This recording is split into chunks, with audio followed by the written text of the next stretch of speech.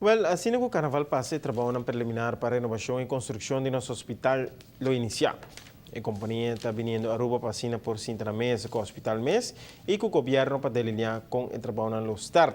Na tour, a companhia lo dura 4 anos e 4 lunas para poder renovar o edifício existente e trazer novo net sudilante para por vir no centro hospitalário novo. A ideia brinda mais serviço, mais cuidado e muito mais opção. Sempre e quando tendo em conta o aspecto de eficiência usando tecnologia moderna.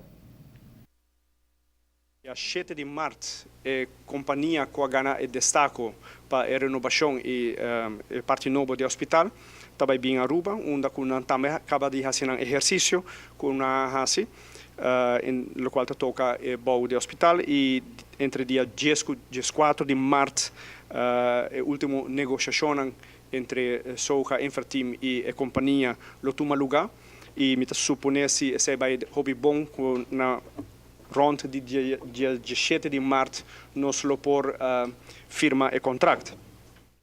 Mas quando nós firma contrato nós lo inicia também com pre-construction, lo qual está de início é primeiro para de 2 semanas de abril e nós dona tu vai bom na final de junho nós lo por botar primeiro piede simbólico e assim dona bom começo na hospital novo para Aruba. O processo de construção sucede em uma companhia internacional que trabalha com companhia de construção local para a maioria do trabalho. Claro, para certo trabalho que requer expertise especial, lo usa experto no dia fomes.